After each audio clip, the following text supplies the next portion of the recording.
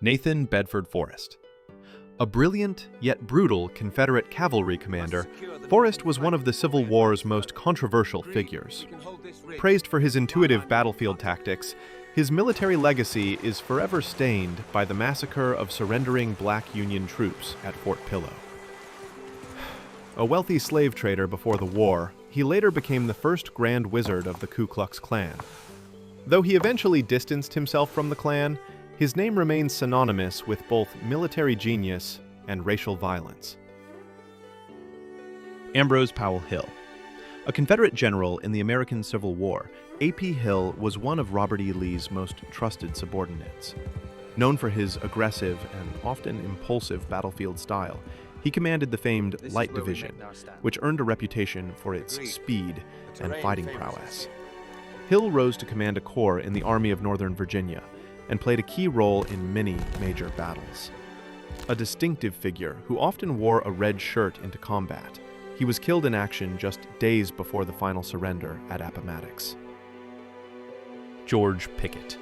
This Confederate Major General is eternally linked to one of the most famous and ill-fated actions of the Civil War, Pickett's Charge. On the third day of Gettysburg, his division led a catastrophic assault on the Union center, resulting in devastating casualties.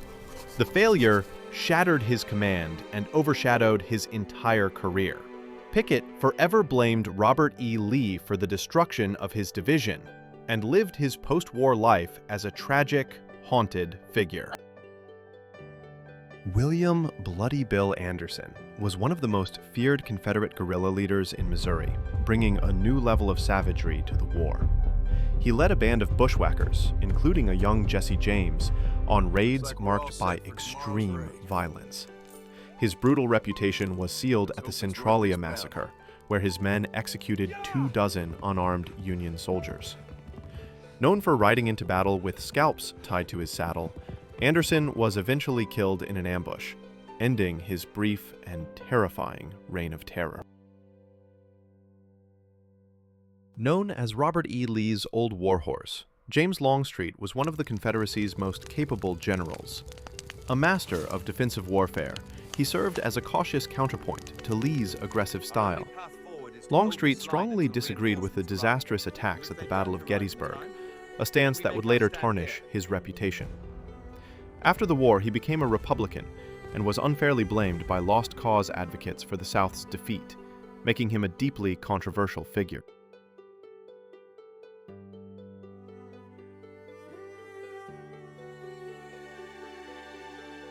One of the Confederacy's most senior generals, Joseph E. Johnston, was a master of defensive warfare.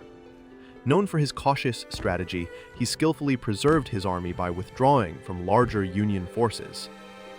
This tactic often put him at odds with President Jefferson Davis, and their acrimonious relationship hampered the war effort. Johnston commanded in major campaigns from Manassas to Atlanta, ultimately surrendering one of the last major Confederate armies to William T. Sherman. J.E.B. Stuart was the archetypal cavalier of the Confederacy, a flamboyant and brilliant cavalry commander. As the eyes and ears of Robert E. Lee's army, his daring reconnaissance missions provided crucial intelligence. However, his reputation was marred by his controversial actions at Gettysburg, where an extended raid left Lee blind at the battle's outset. A master of hit-and-run tactics and a symbol of Southern gallantry, Stuart was mortally wounded at the Battle of Yellow Tavern. A Confederate general with a flair for the dramatic, P.G.T. Beauregard ordered the first shots of the Civil War at Fort Sumter. He became an early hero of the South after his victory at the First Battle of Bull Run, but his career was hampered by grand strategies that often clashed with reality.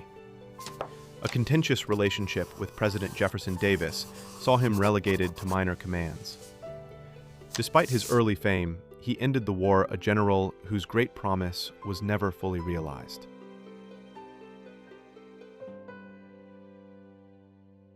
Stonewall Jackson was Robert E. Lee's most brilliant corps commander and a true military genius.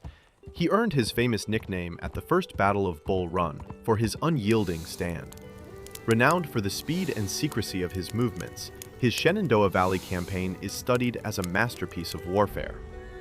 Devout and eccentric, Jackson was mortally wounded by his own men in the confusion of battle at Chancellorsville, a devastating loss from which the Confederacy never fully recovered.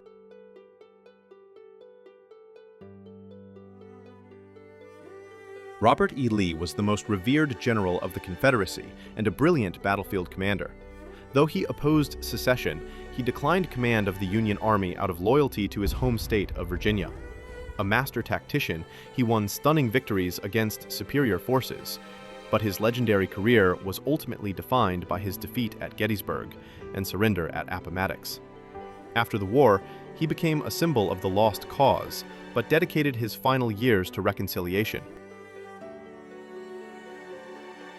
If you liked the video, share it with your friends and do not forget to subscribe to my channel.